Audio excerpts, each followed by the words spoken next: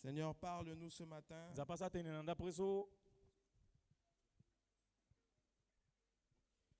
Seigneur, parle-nous ce matin, enseigne-nous ta parole. Nous sommes venus pendant un moment de mariage, de célébration, mais nous savons que tu as une parole pour nous. Donne-nous cette parole ce matin, Père éternel, et ceux qui sont venus avec des questions, je prie, Père éternel, qu'ils retournent avec des réponses. Je prie pour que ceux qui avaient des problèmes dans leur foyer, qu'ils retournent aussi avec des solutions. Parle à nos cœurs ce matin, change-nous, transforme-nous, que ce moment soit un moment de joie, d'allégresse et de connaissance de ta parole aussi, au nom puissant de Jésus. Amen. On acclame le Seigneur et on s'assoit dans la présence de Dieu. Quelqu'un est content d'être là? Je remercie le Seigneur pour le privilège que j'ai ce matin devant mes pères de vous apporter le mariage. Ce message, excusez-moi, et c'est vraiment très important pour moi d'apporter le message au mariage de ma petite sœur. Je veux bénir le Seigneur. Pour ceux qui ne le savent pas, je suis le deuxième de la famille. Je suis le premier à me marier. J'ai ouvert la porte dans la famille. Amen. Et je serai là présent à chacun des mariages de mes frères. Et elle, c'est l'avant-dernier. Il y a un dernier qui est encore là.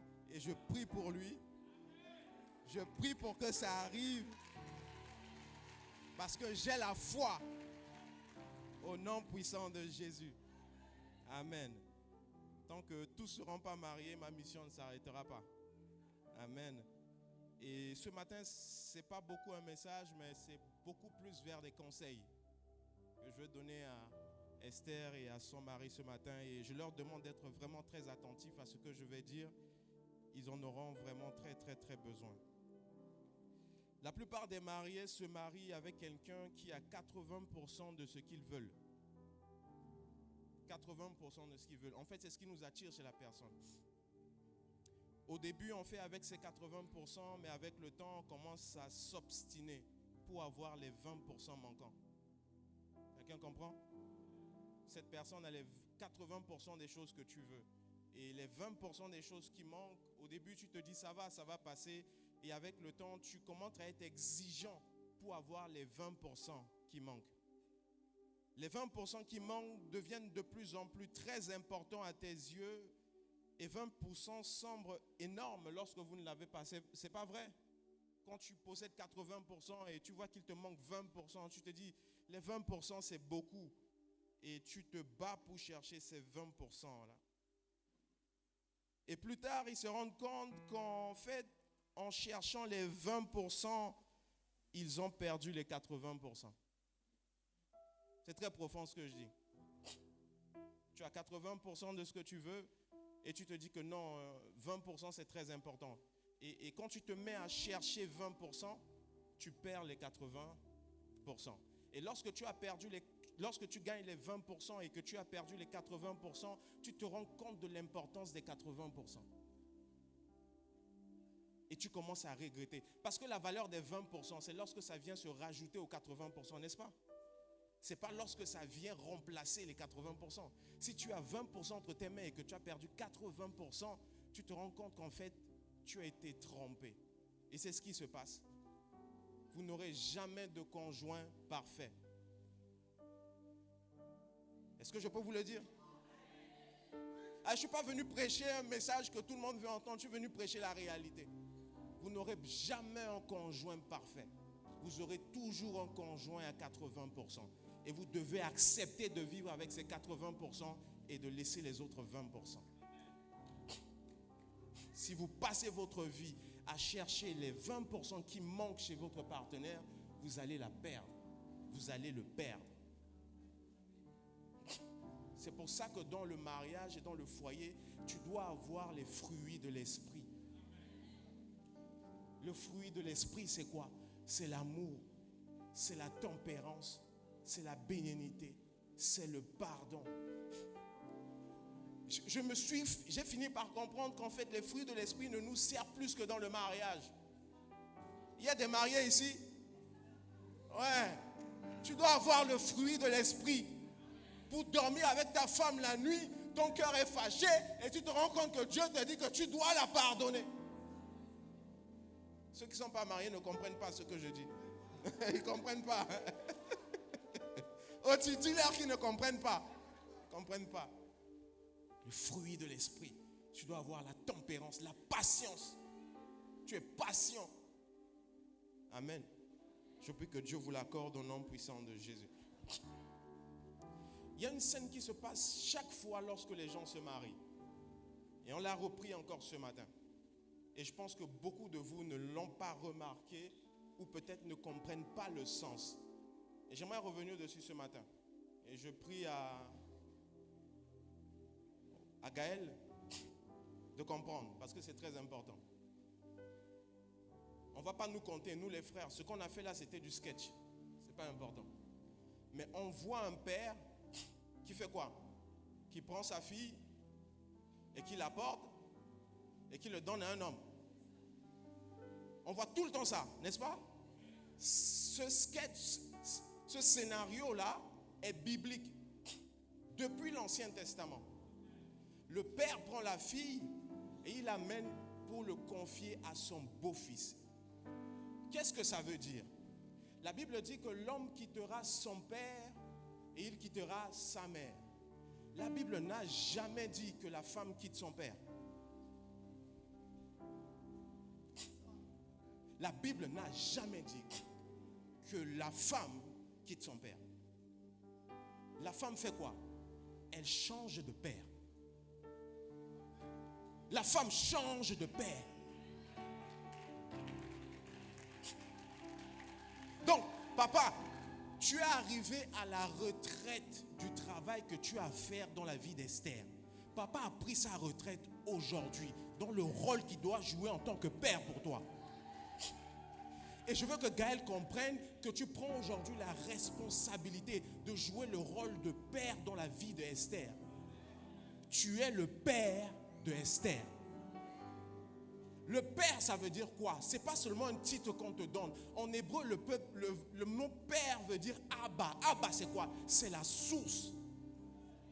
Esther doit puiser en toi. Elle doit puiser le caractère en toi. Elle doit puiser la force en toi. Elle doit puiser l'amour en toi. Elle doit puiser la parole de Dieu à l'intérieur de toi. Tu as un très grand rôle à jouer. Tu deviens sa source aujourd'hui. Lorsqu'il te passait pour te donner à Esther, il t'a dit, fils, moi, ma course s'arrête ici. À partir de maintenant, c'est toi qui prends le relais. C'est toi. C'est toi. Tu es son père. Esther, tu dois l'appeler papa. Tu n'as pas honte de l'appeler papa parce que c'est ton père. C'est ton père. C'est ton père. Quand tu es fâché avec ton père, est-ce que tu cries sur ton père? Esther, je veux que tu arrives à la révélation de comprendre que c'est ton père. Quand tu le regardes, tu dois voir papa. Papa l'a mandaté pour continuer le reste du travail qu'il y a à faire dans ta vie. Le jour où je suis arrivé à comprendre que j'ai remplacé le père de Mathilde dans sa vie, j'ai compris le poids de la responsabilité. Parce qu'un père ne donne pas seulement à manger, un père enseigne, un père éduque, un père montre le chemin, un père accompagne jusqu'à ce que le plan de Dieu dans sa vie se réalise.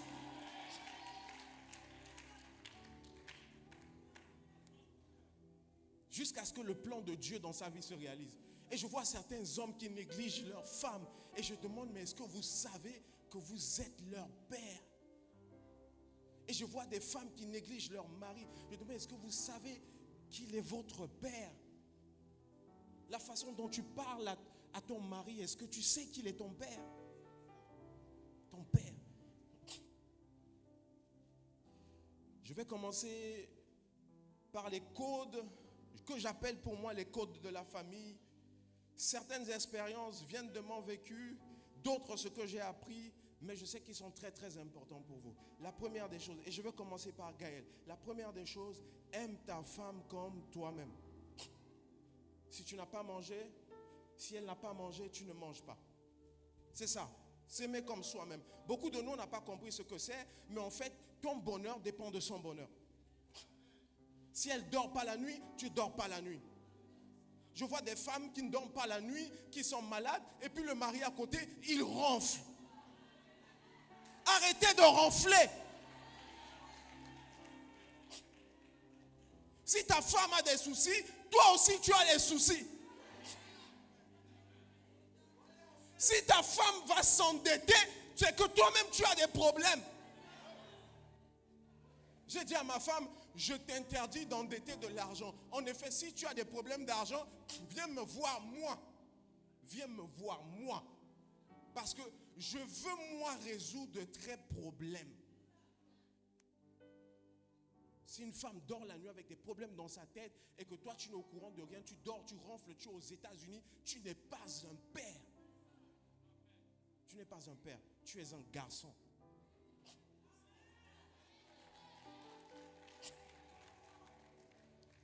Deuxièmement, apprends à écouter avant de parler. Le plus grand problème dans les foyers, c'est que nous parlons, mais pas dans le sens de vouloir écouter l'autre. Quelqu'un comprend la nuance? On parle pour se défendre. Donc, quand je t'entends là, je suis en train de préparer quelle réplique je peux utiliser pour répondre à ce qu'elle est en train de dire. Non, je n'entends pas pour pouvoir me mettre à ta place et comprendre. En tant que père, tu dois beaucoup écouter avant de parler. Père, ça ne veut pas dire que tu as les enfants. Hein. Même là où tu es là, tu es père. Parce que tu es une source. Tu dois écouter avant de parler. La Bible dit dans Jacques chapitre 1, le verset 19, que tout homme soit prompt à écouter, lent à parler et lent à se mettre en colère. Avec l'expérience de 10 ans de mariage que j'ai bientôt, je vais te donner un secret. Et je ne sais pas si beaucoup ont expérimenté. Mes défauts, je les ai vus dans ma femme. Tous les défauts que j'avais, que je n'ai pas corrigés, j'ai commencé à les revoir dans ma femme. J'ai commencé à les revoir. J'étais champion en discussion. C'est-à-dire, quand elle veut commencer, je vais... C'est comme si je l'avais mis en stage. Et puis un jour, j'avais l'impression qu'elle devenait même plus fort que moi.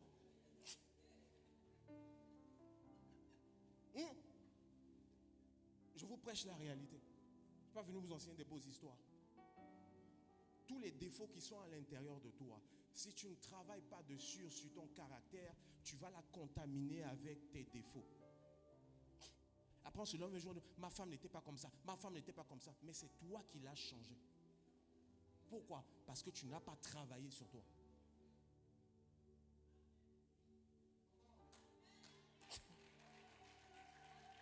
Troisième chose, sois patient avec elle. Sois patient. C'est ton rôle de l'encadrer, c'est ton rôle de l'enseigner, mais tu dois avoir de la patience. Qu'est-ce qui est patient? C'est l'amour. La Bible dit l'amour est patient. Lorsque tu l'aimes, tu vas être patient avec elle pour qu'elle puisse changer. Nous les hommes, nous sommes très souvent agressifs. On veut que les défauts de la personne changent du jour au lendemain. Ce n'est pas l'amour. Lorsque tu as l'amour, tu es capable de patienter. La belle famille peut parler, ils peuvent crier. Tu dis, laissez ma femme tranquille.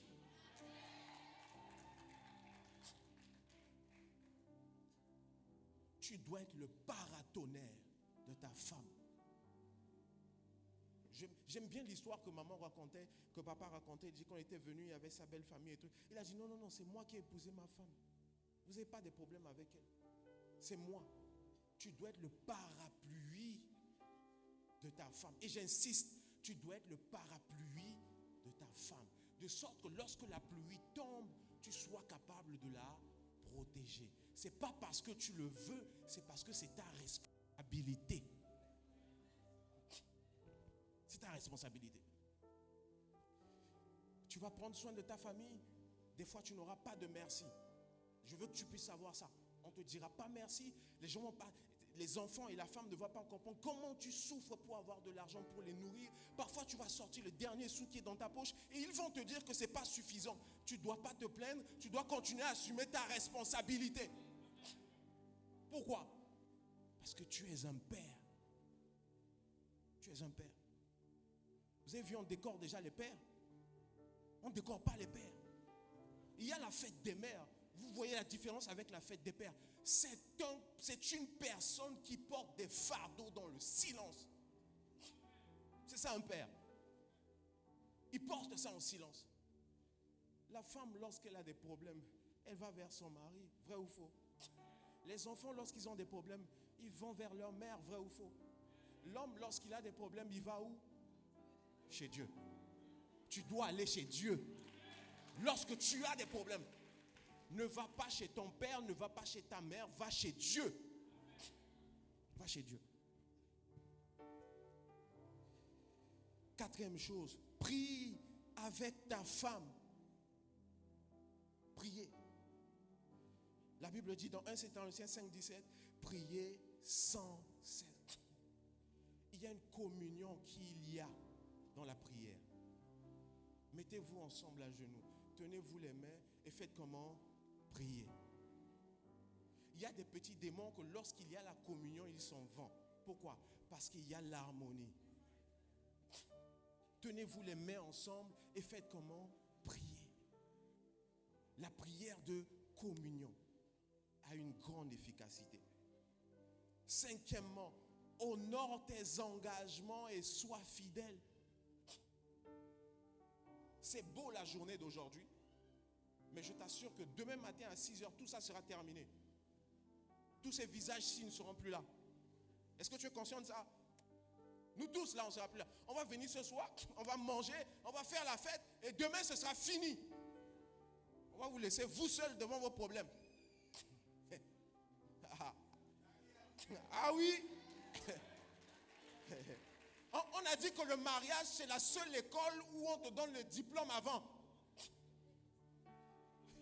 On te donne le diplôme. Monsieur, vous êtes digne de vous marier. Vous avez réussi aux épreuves de mariage. Voici le diplôme. Maintenant, allez nous prouver ça. Il y a une anecdote avec mes frères. On parlait avec Jean-Marc. Jean-Marc est autisté au Cameroun. Et on disait qu'en fait, le mariage, c'est un fleuve dans lequel il y a un crocodile. La personne qui a traversé le fleuve et qui est arrivée de l'autre côté, j'y suis encore en train de traverser. Je ne suis pas vraiment arrivé encore de l'autre côté. Mais je peux te dire, dans ce fleuve-là, il y a un crocodile. Fais attention. Chez nous, quand on se parle, les gars, le crocodile, on rit. Le crocodile. Il y a un crocodile dans l'eau. Donc quand tu mets les pieds et que tu avances là, tu fais attention. Tes sens doivent être ouverts. Qu'est-ce que... j'entends un problème ici, tu fuis pour traverser le fleuve. Beaucoup sont morts, mordus par les caïmans et les alligators dans le fleuve du mariage. Pourquoi? Ils n'ont pas fait attention au crocodile. Le crocodile. Quand ça chauffe là, on s'appelle un gars chaud. C'est le crocodile là, actuellement. Il y a un crocodile là, c'est chaud. Jean-Marc a dit non, pour là, c'est même plus crocodile, c'est devenu alligator. Écoute ceci, c'est très important. Et vous devez comprendre ça. Le mariage, c'est 20% d'émotion et 80% d'engagement. Vous comprenez ce que je dis? Et c'est l'amour que tu as aujourd'hui qui fait battre que quand tu le vois, ta tête tourne, c'est 20%, ça va terminer. Et là, je vous prêche la vérité. Il y a des matins, tu vas te lever, tu vas regarder la tête de ce monsieur, tu vas dire pourquoi je l'ai épousé. Oui, je dis la vérité. Il y a des jours, tu vas te lever, tu vas voir la tête de la femme, tu vas dire non, mais toutes les belles femmes sont là, pourquoi je l'ai épousée? Qu'est-ce qui fait que tu restes à côté d'elle? L'engagement que tu as pris. L'engagement. Un jour, je me suis tenu devant monsieur le maître et j'ai dit oui, je vais l'aimer jusqu'à la fin de mes jours. Et mon cœur, je m'en fous de ce que tu ressens. L'engagement que j'ai pris, je veux la respecter jusqu'à la fin. Vous pensez que l'amour supporte tout, l'amour pardonne tout, l'amour croit tout, l'amour espère tout. Vous connaissez les émotions? C'est les émotions? Ce n'est pas les émotions. C'est quoi? C'est l'engagement, c'est la décision. Gaël, tu vas réciter les poèmes. J'ai récité ça aussi. Maman se rappelait du poème que j'ai récité. J'ai dit que non, même si la mère se séparait en deux mois, j'allais passer seulement. J'ai oublié le poème là. Si quelqu'un se rappelle, il n'a qu'à me raconter ça. J'avais dit quoi?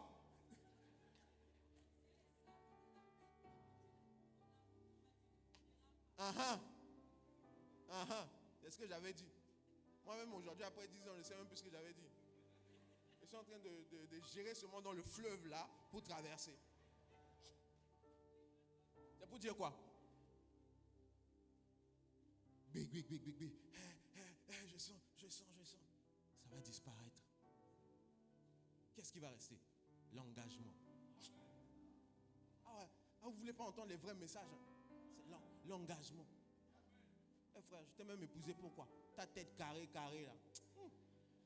Ta bouche sent mauvais. Je t'ai même épousé pourquoi? L'engagement. Tu as pris une décision et tu dois la respecter. Prends soin de son cœur. Proverbe chapitre 4, le verset 23, la Bible dit: garde ton cœur plus que toute autre chose, car c'est de lui que viennent les sources de la vie. Il y a quelque chose de très important que tu dois comprendre aussi. La Bible dit: lorsque vos cœurs ne sont pas en paix, Dieu n'entend pas vos prières. Ça veut dire quoi? Ta femme peut bloquer tes prières. Si vous avez des problèmes et que les problèmes ne sont pas résolus et que vous rentrez dans la présence de Dieu pour prier, en fait, vous êtes en train de faire du bruit. C'est pourquoi vous devez apprendre à avoir la paix afin que vos prières soient entendues. Tu dois prendre soin de son cœur. Ne la laisse pas durer. Ne laisse pas ta colère durer. La Bible dit dans Éphésiens chapitre 4, le verset 26, il dit: si vous vous mettez en colère, ne péchez point, et que le soleil ne se couche pas sur votre... Ah, le passage là, ça m'a beaucoup torturé. Que le soleil ne se couche pas sur ta... Ça veut dire que ta colère doit expirer avant minuit. Ça doit partir. Je ne sais pas comment tu vas faire, mais tu dois te débrouiller pour enlever cette colère-là. La Bible dit que le soleil ne se couche pas sur ta colère. Il faut être dans le foyer pour vivre certaines choses. Je vois des gens, ils sont là, non, moi j'ai les fruits de les frères. Tu as quel fruit? Le fruit, c'est dans le mariage. Tu dors avec ton ennemi sur le lit. Et tu l'aimes. Tu prends soin de lui. Il t'insulte, mais tu t'occupes de lui. C'est ça les fruits de l'esprit. C'est ça. Soit pour ta maison, écoute ceci, une banque, un supermarché, un pasteur, un psychologue, un comédien. Tu dois faire rire ta femme. Comme moi, je fais rire ma femme. Et si tu n'arrives pas à la faire rire, ça veut dire que tu as un problème. Tu dois aller demander à Dieu de te donner l'esprit de la joie. Soit quoi? Une banque. Quand elle aura des problèmes financiers, tu dois être sa banque. Quand on aura besoin des matériels, tu dois être son supermarché. Tu dois être son pasteur. Tu dois ouvrir la Bible à la maison et lui enseigner la parole de Dieu. Ton ministère commence à la maison, avec ta femme et tes enfants. Si tu n'arrives pas à prêcher à ta femme, à enseigner à ta femme, tu ne peux pas te mettre devant les gens et leur enseigner la parole de Dieu.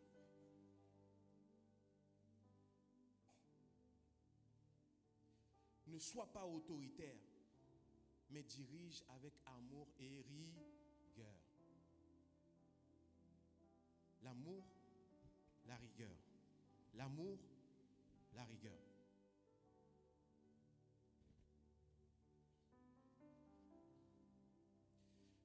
Pardonne toujours. Honore et respecte les parents de ta femme. Il y a des gens, je les vois, ils prennent la femme, ils épousent la femme et ils commencent à négliger les parents de la femme en oubliant qu'un jour, ce sont ces personnes-là qui lui ont donné la femme. Si tu veux commencer à avoir des problèmes de ta vie, commence à négliger les parents de ta femme. Tu vas commencer à avoir des problèmes. Surtout la belle-mère. Je te donne le conseil gratuit. Tu n'as pas besoin de me payer pour ça. Néglige jamais ta belle-mère. Très important. Il y a beaucoup de gens qui ont appris ça à leurs dépens. Apprends à être humble et reconnaissant. Évite les querelles inutiles. Si tu peux éviter certaines querelles, évite-le. Ne compare jamais ta femme à une autre. Qu'est-ce que j'ai dit? Ne compare jamais ta femme à une autre. Lorsque tu n'es pas rentré dans une maison, tu ne peux pas savoir si cette maison coule. Ah, ça c'est de la sagesse. Tu vois une maison, tu dis, oh, c'est joli, c'est beau, regarde-moi les failles et tout, oh, c'est très beau, c'est très beau. Et quand tu veux rentrer à l'intérieur de la maison, tu te rends compte, ma maison est mieux. Ne vois pas une maison dans laquelle tu n'es jamais entré et tu dis que c'est une belle maison, non. Jamais, ne fais pas ça. Ne compare jamais ta femme à une autre. Reste loyal dans les moments difficiles. Partage tes projets avec ta femme.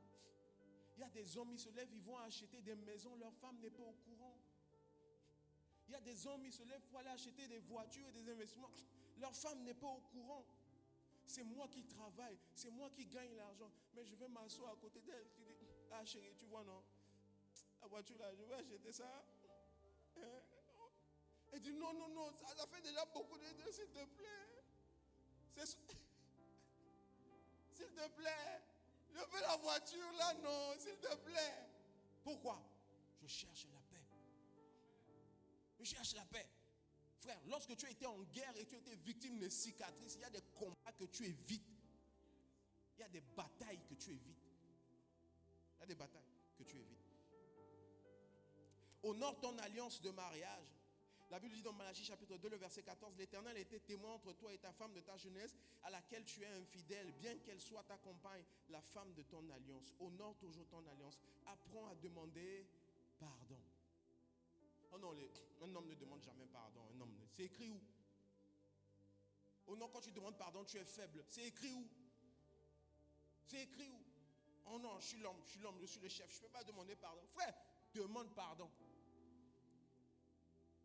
Si un homme à côté de toi, tu lui demandes pardon. Il ne parle pas. La Bible dit dans Proverbe chapitre 15, le verset 1, une réponse douce calme la fureur, mais une parole dure excite quoi? La colère. Évite les critiques, de critiquer inutilement. Ne critique jamais ta femme. Est-ce que je peux donner un conseil à quelqu'un?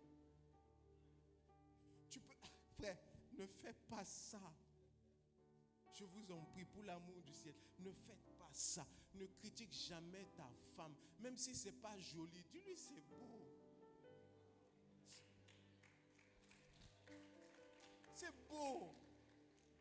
Même si tu sais que ce n'est pas beau, dis-lui que c'est beau. On prépare la nourriture. Il y a beaucoup. Voilà ce qui a tué beaucoup les hommes. C'est ça, le début des problèmes. On a préparé, on a mis beaucoup de... Oh, je ne mange pas la nourriture s'il y a trop de sel dedans. Chérie, tu es amoureuse, tu as mis un peu une touche de sel de plus, ça veut dire que tu m'aimes beaucoup. Tu vois comment la sagesse retourne la chose. Ah chérie, je sais que tu m'aimes beaucoup, hein, parce que ta main qui a versé le sel aujourd'hui, là, il y avait trop d'amour dedans. Oh non, c'est pas bon. La nourriture que tu as préparée là, même la dati omba qui est à côté là, on prépare mieux que ta nourriture là. Tu vas dormir la nuit? Tu vas pas dormir. Quand la femme veut commencer à te créer les problèmes dans la maison là, tu vas sortir pour lui laisser la maison. Ah, vous savez pas? Ah. Il n'y a que des soldats de guerre qui peuvent comprendre ça. Quand tu... Le crocodile. Quand tu n'as jamais été à la guerre, on va te parler des bruits de guerre. Est-ce que tu peux comprendre? Tu ne comprends pas. Mais un jour, tu comprends. Participe aux tâches de la maison. Ne dis pas seulement que non, c'est la femme qui doit laver les assiettes. Frère, c'est écrit nulle part dans la Bible que c'est seulement la femme qui doit laver les assiettes. Si tu laves les assiettes, tes mains vont se casser. Si tu laves les assiettes, le titre de toi comme chef, le homme là, ça disparaît. Dis à ton mari, le pasteur a dit, lave les assiettes. Lave les assiettes. Protège ton épouse. Sois un exemple pour tes enfants. Vous savez pourquoi je travaille dur? Pour être un exemple pour les enfants. Et ne vous trompez pas. Tout ce que vous allez parler à vos enfants, ils vont l'oublier. Ce qu'ils vont retenir, c'est ce que tu auras vu faire. J'ai oublié tout ce que mon père m'a dit. Mais tout ce qu'il faisait, j'ai vu. Et c'est resté à l'intérieur de moi. L'empreinte digitale du caractère de vos enfants vient de ce que vous faites chaque jour. Vous allez voir qu'il y a des hommes, ils ont des problèmes de pouvoir parler doucement à une femme parce qu'ils n'ont pas vu leur père le faire.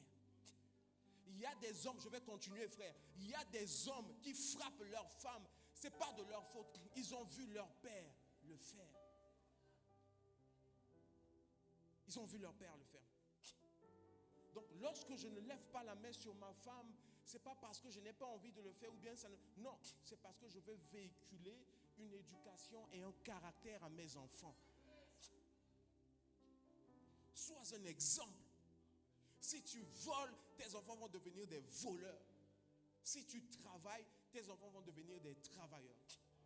Il y a des enfants qui disent que non, j'ai vu mon père, il n'avait pas d'argent, il a travaillé honnêtement, il a souffert pour gagner le pain de sa vie. Il va faire exactement ce que tu as fait.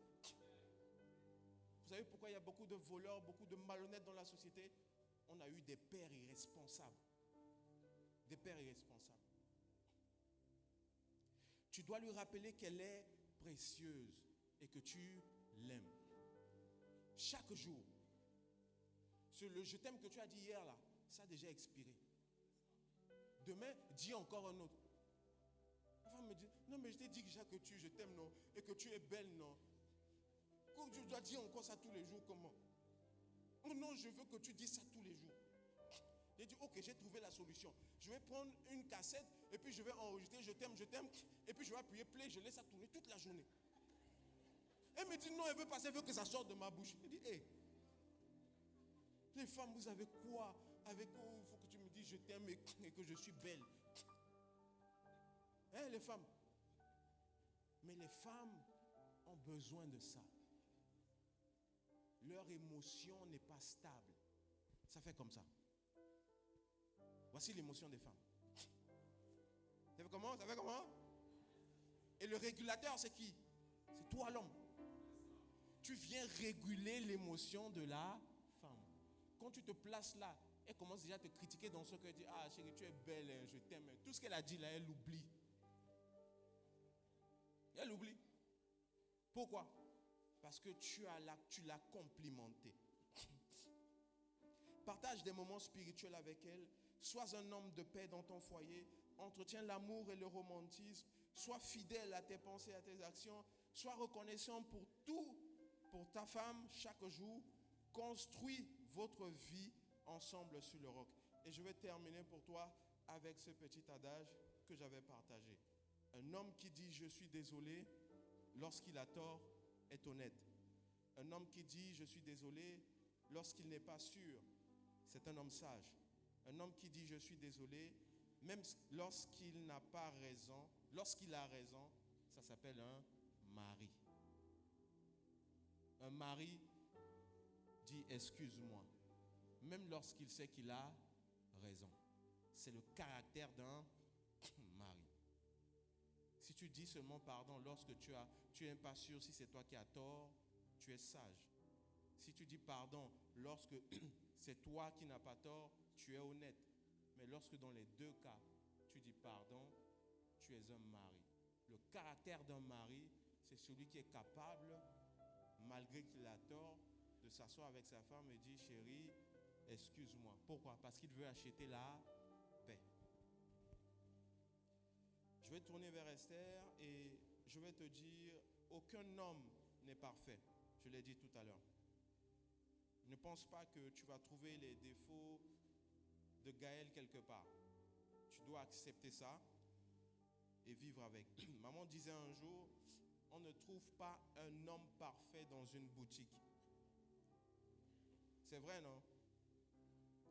Si on avait un prêt-à-porter, on dit un homme là, lui, il est prêt à porter.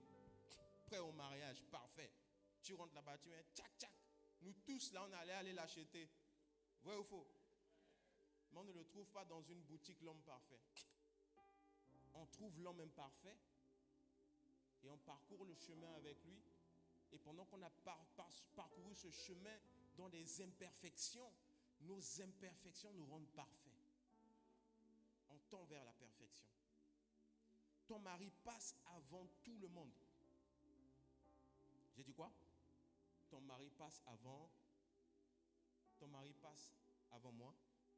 Ton mari passe avant Jean-Marc, avant Othniel, avant Joas. Ton mari passe avant papa. Ton mari passe avant maman. Tu sais pourquoi? Parce que vous êtes devenus un. Ne va jamais prendre mes conseils et mets-les au-dessus de ce que dit ton mari. Il y a beaucoup de vos frères qui vous ont jamais dit cette vérité. Si je te dis quelque chose un jour et que ça contredit ce que ton mari dit, laisse ce que j'ai dit, écoute ce que dit ton mari.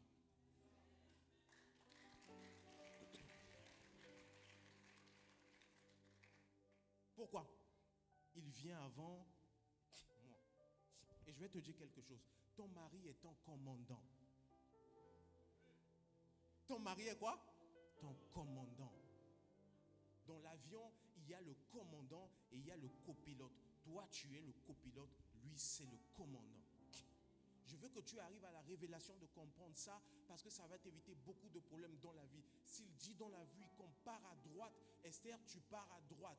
Tu es là pour lui donner des conseils. Ah chérie, je pense qu'à droite, c'est pas bien. Il y a des trous. Ok, d'accord. Mais si malgré ça, il dit non, je suis conscient qu'il y a des trous et que malgré ça, je dis qu'on part à droite, tu dois le suivre à droite. Ce que je suis en train de dire est la base du foyer. C'est la base. Le copilote dans l'avion n'a pas de grade. C'est le pilote qui a un grade. On l'appelle un grade de commandant. Vous savez pourquoi on a donné au pilote le grade de commandant dans l'armée? Pour que ses ordres ne soient pas discutés. Si on est dans l'avion et qu'il y a une manœuvre d'urgence qui doit être faite, quelqu'un doit prendre la décision rapidement et en assumer les conséquences. Le copilote est là pour le conseiller. Mais si malgré ce que le copilote lui a dit, il n'écoute pas et qu'il prend sa décision, c'est lui qui porte la responsabilité de la vie de tout la personne qui est dans l'avion. Tu portes le poids de la responsabilité de toute ta famille, de tous les enfants. Un jour, je conduisais avec Mathilde et les enfants et eux tous ils se sont endormis dans la voiture. Et j'étais le seul éveillé à conduire le volant. Et l'Esprit de Dieu m'a dit, c'est comme ça que tu tiens la vie de ta famille. C'est comme ça. Si toi aussi tu t'endors et que demain il y a un accident, on n'ira pas poser la question à la femme. On n'ira pas poser la question aux enfants. On ira poser la question à qui? À l'homme. Comment tu as fait? Parce que c'est toi qui avais le volant de la voiture entre les...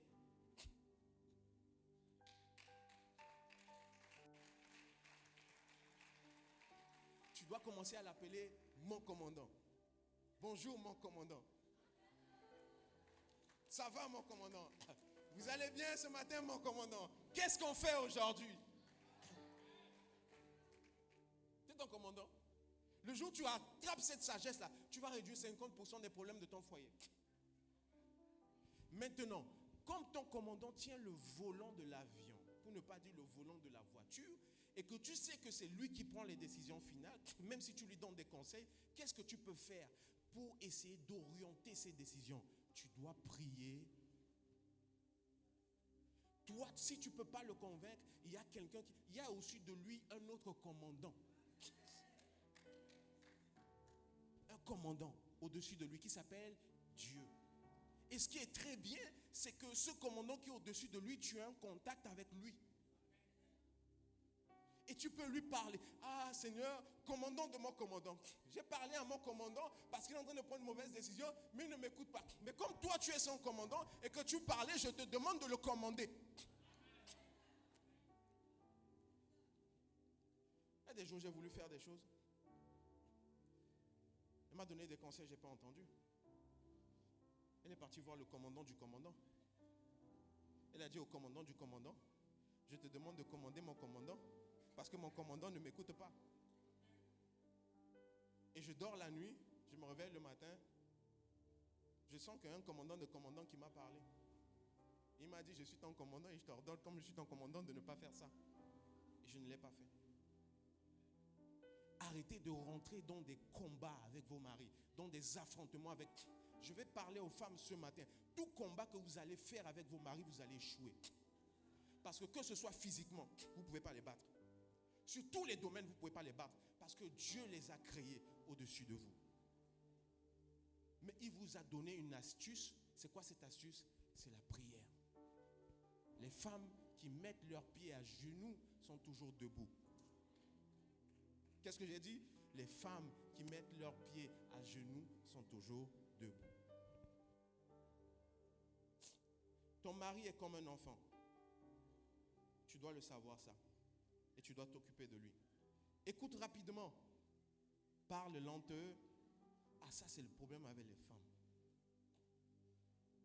Écoute lenteux. Écoute rapidement, pardon, et parle lenteux. Prends le temps d'écouter. Et parle moins vite. Vous savez, le premier signe pour reconnaître la sagesse dans une femme, elle parle lentement. Elle parle lentement. Elle prend du temps pour parler. Pourquoi?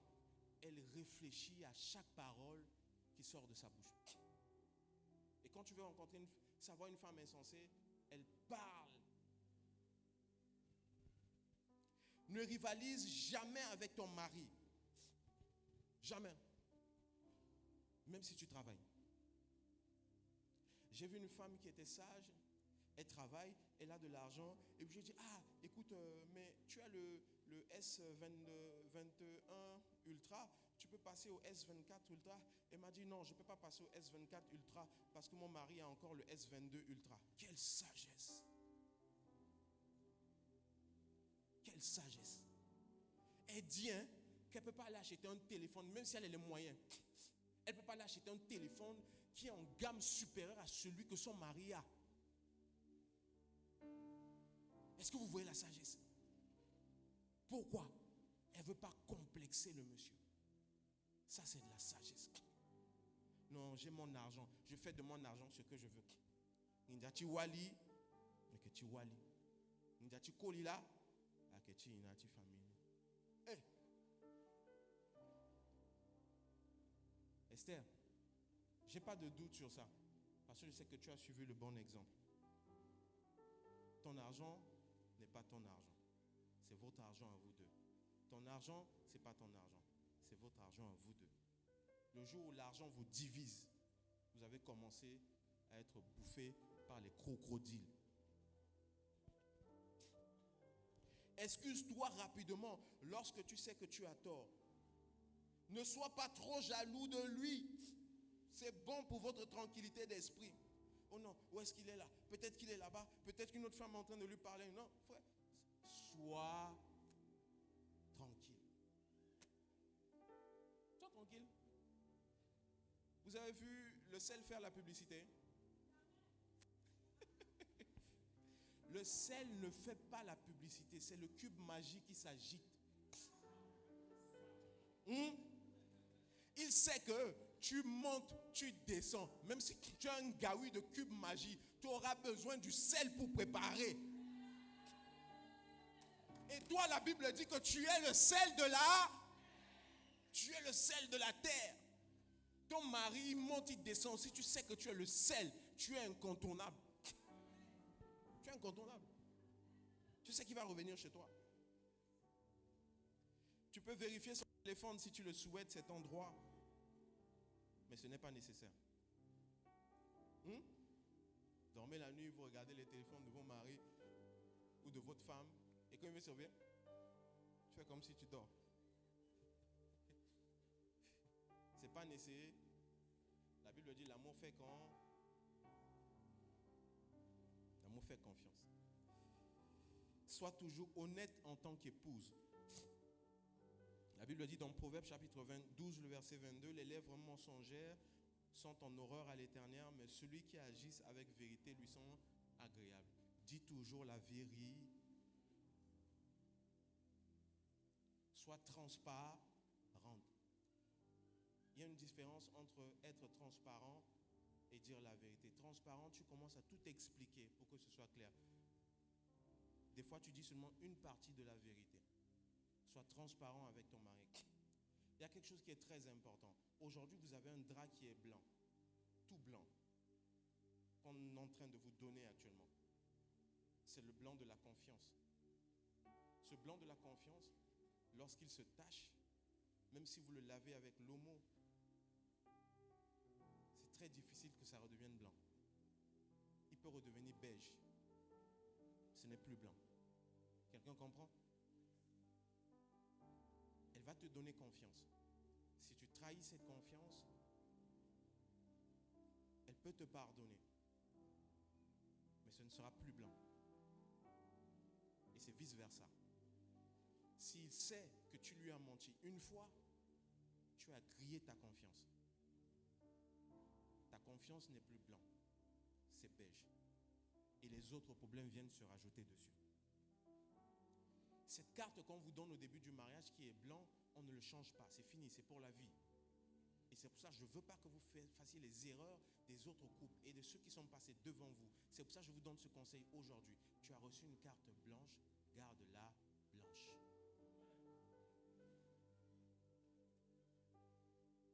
Je vais terminer. Ne quitte jamais la maison sur une longue distance sans la permission de ton mari. Qu'est-ce que j'ai dit? Ne quitte jamais la maison pour aller sur une longue distance sans la permission de ton mari. Dis-lui toujours, je vais rendre visite à papa, je vais rendre visite à Osée, je vais ici, je vais ici. Elle forme toujours ton mari. Pourquoi? Parce que c'est lui ton commandant.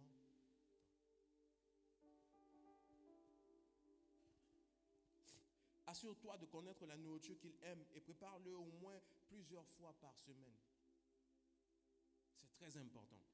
Sinon, il ira manger dehors, dans les gargotes. Et tu ne sais pas ce qu'il va rencontrer dans les gargotes, c'est ça le problème. Ce n'est pas manger dans les gargotes le problème, c'est ce qu'il va rencontrer quand il va aller manger dans les... Donc prépare-lui sa nourriture qu'il aime beaucoup. Ton premier travail, c'est lui.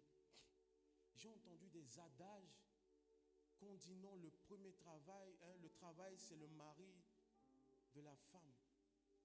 C'est pas biblique. C'est pas biblique.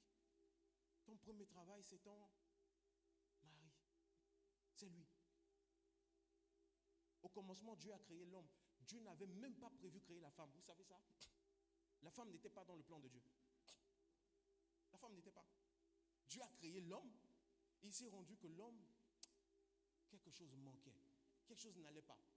C'est là où dans le plan B, il va dire non, il lui manque quelque chose.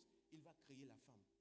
Ta priorité, c'est lui. Tu es venu dans sa vie pour l'accompagner. Tu dois connaître l'objectif et le but de sa vie. Et tu dois l'aider à arriver là-bas. À chaque fois que vous arrêtez d'être des aides dans la vie de votre femme, de vos maris, vous avez échoué. Soyez des aides dans leur vie.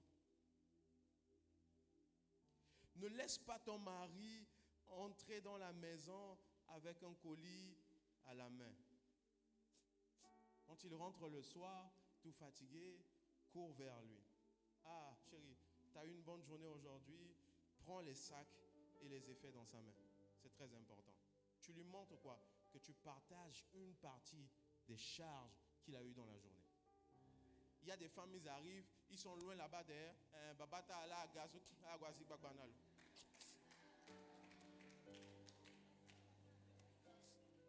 Et je vais vous dire un secret. Partout où l'homme vient, il n'est pas accueilli, il ne reste pas.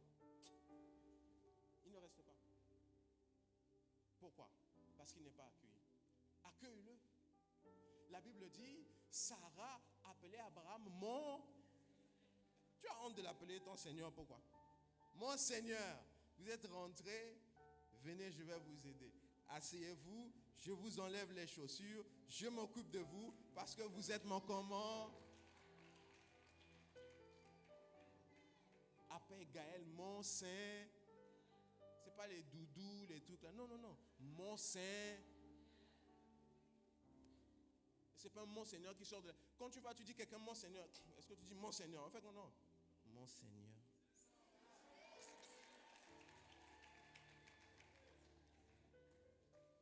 Faites votre budget ensemble. Faites votre budget ensemble. Il y a l'argent des hommes, tu ne vois pas, ça disparaît. C'est seulement... Est-ce que je peux parler? L'argent des hommes, tu ne vois pas. C'est comme le pipi de chat. L'argent de certains hommes, c'est comme le pipi de chat, tu ne vois pas. Il te dit seulement c'est fini. Mais c'est d'abord arrivé où avant que c'est fini? Faites le budget avec ta femme. Voici l'argent de la nourriture dans la maison. Voici le budget des habits. Voici le budget de la scolarité des enfants. Sois honnête avec ta femme. Si tu lui dis la vérité que tu gagnes 150 000 francs, elle va comprendre que le budget que tu apportes dans la maison, mais imagine, tu lui montres pas son salaire. Elle est là-bas, elle pense que tu gagnes 500 000 alors que tu gagnes 150 000 francs. Ça fait le mal à qui? À vous deux. Asseyez-vous ensemble, faites le budget ensemble. Sois son conseiller, pas une critique. Conseiller, pas une... Ah, ça t'a mal fait, tu devais faire ça comme ça. Non. Conseiller. Chérie, si tu fais comme ça, ça peut être comme ça. Si tu fais comme ça, ça peut être comme ça. Ici, ça peut être bon comme ça. Mais j'aime bien parce que tu es allé à l'école et tu es capable de t'asseoir, de raisonner avec lui et de lui expliquer. C'est ça un conseiller. Une conseillère. N'oublie jamais qu'une femme aide son mari. Dieu vous a créé pour l'aider. Apprends les bonnes choses de ta mère. Apprends les bonnes choses de qui? De ta mère. Tu l'as vu? Elle a fait des années dans le mariage. Arrête de suivre les coachs sur Internet. Tu entends ce que je te dis? Il n'y a aucun coach sur Internet. C'est des coachards. Écoute ta mère. Écoute les conseils qu'elle va te donner. Lorsque tu as des problèmes, écoute les conseils qu'elle va te donner. Lorsque Dieu vous bénit avec des enfants, n'accorde pas plus d'importance à tes enfants jusqu'au point d'oublier ton mari. Je vais redire ça encore. Lorsque vous aurez des enfants, n'accorde pas plus d'importance à vos enfants qu'à ton mari. Un jour, un pasteur a appelé un couple et leur a demandé de venir sur le pupitre. Un couple qui avait 2 enfants. Et naturellement, quand ils sont montés sur le pupitre, les 2 enfants se sont mis au milieu et puis les 2 parents se sont mis sur les extrémités. Et le pasteur a dit, c'est de là d'où vient tout le problème des foyers. Les enfants sont venus et ils ont séparé les couples. La bonne posture d'une famille, c'est les 2 parents au milieu et les enfants sur les côtés. Les enfants ne viennent pas vous diviser. Et en effet, les enfants partiront. C'est pas ça, maman. Ils sont tous partis. On est tous partis. C'est la dernière. Ils vont rester à eux 2 tout seuls. Je termine très rapidement. Apprends à sourire à ton... Pas les faux sourires. Le vrai qui vient du fond de ton âme. Bang. Non. Le vrai qui vient du fond de ton âme. Et si tu n'arrives pas à sourire, demande au Saint-Esprit de te donner la force de sourire. Lorsque ton mari rentre du travail, si c'est possible, serre-le dans tes bras. Ne laisse pas ton mari quitter la maison sans manger. Lorsque ton mari se met en colère, arrête de parler. Souvenez-vous de tout ce que je suis en train de vous dire. Je sais pourquoi j'insiste dessus. Quand ton mari parle, tais-toi. Écoute-le. Et ensuite parle après calmement. Proverbe 15, verset 1. Une réponse douce calme la fureur, mais une parole excite la colère. Garde toujours ta chambre propre. Ta chambre propre. Ta maison propre. Ton jardin d'Éden propre. Prie et jeûne pour lui. J'avais parlé de ça tout à l'heure. Quand tu demandes à son commandant de le commander, c'est au travers le jeûne et la prière. Sois une femme propre. Sois une femme romantique. Traite ses proches comme tu traiterais les tiens. Demande-lui souvent comment vont ses proches. Allez ensemble à l'église et asseyez-vous toujours ensemble. Quand je vois des familles ici dans ce couple-là, le mari est là-bas. La femme est là-bas. C'est quoi? C'est quoi le problème? Et le crocodile? Vous fouillez quoi? Venez ensemble. Asseyez-vous ensemble. Comme ça, quand la parole de Dieu sort, tu touches l'autre, comme le papa qui avait témoigné la fois dernière ici, là. Tu le touches. Ah, chérie, c'est ta parole qui est en train de sortir, là. Et puis, je me touche, je dis, tiens, ça c'est toi, c'est ta parole qui est en train de sortir, là. Et ma femme, c'est toujours comme ça. Quand la parole, tu as vu, ça, cette parole-là, c'est pour toi. Elle me touche, elle dit, c'est pour toi. Et puis, comme pour elle sort aussi de touche, elle dit, non, ça, là, ça, tu as vu, c'est pour toi. Donc, on se fait ping-pong de paroles. quand vous asseyez là-bas, vous asseyez là, où est la communion? Il n'y a pas de communion. Je demande à tous les couples mariés là, de cette église-là, à partir d'aujourd'hui, commencez à vous asseoir ensemble. Frère, là où on te trouve, on doit trouver ta femme. Là où on trouve ta femme, on doit te trouver. Ne laisse jamais ta femme seule. La dernière personne qui en a payé les frais, c'est Adam. Il a laissé sa femme seule. Et le serpent est venu causer avec sa femme. Si Adam était là, il allait chasser le serpent. Vrai. Moi, je sais. Parce qu'il a laissé la femme seule. Ne compare jamais ton mari ou votre maison à celui de quelqu'un d'autre. J'ai donné ce conseil aussi pour la femme. Ne compare jamais ton mari à quelqu'un d'autre. Même s'il ne roule pas une grosse voiture aujourd'hui, ne le compare jamais à quelqu'un d'autre. Je vais rentrer plus profond à l'intérieur. Ne compare jamais ton mari avec tes frères. Ne compare jamais ta femme avec tes sœurs. Chacun a un chemin différent. Chacun a une grâce différente. Même s'il roule une petite voiture aujourd'hui, même s'il a un petit salaire aujourd'hui, tu dois rester à côté de lui et le soutenir pour que le plan de Dieu dans sa vie puisse se réaliser. En réalité, c'est toi qui es venu l'aider à accomplir le plan de Dieu dans sa vie. Tu dois te lever chaque matin et lui dire, Gaël, tu sais quoi? Je suis là à côté de toi. Ce plan-là, le projet-là, on va le réaliser. Et ça va se passer. Même si on n'arrive pas à manger normalement aujourd'hui, ce n'est pas grave. On va manger pour 1000 francs chaque jour. J'ai appris à vivre dans le bonheur. J'ai appris à vivre aussi dans la disette. On va traverser ces moments ensemble et je t'assure qu'on va y arriver. Vous savez, les couples les plus solides, ceux qui ont traversé ensemble les difficultés et qui ont réussi ensemble. Rien ne peut les séparer. Rien. Et je termine sur ce conseil sur Esther. Une femme qui trouve des solutions est une lumière. Une femme qui aide dans les épreuves est une force. Une femme qui rend chaque jour son mari meilleur s'appelle une épouse. Je prie que tu sois une épouse et je prie que Gaël, tu sois un bon époux. Je prie pour vous que Dieu vous accompagne dans ce long fleuve que vous allez traverser. Il vous aide à éviter les crocodiles et je prie que votre foyer puisse durer longtemps jusqu'à ce que Jésus revienne. Au nom puissant de Jésus. Amen.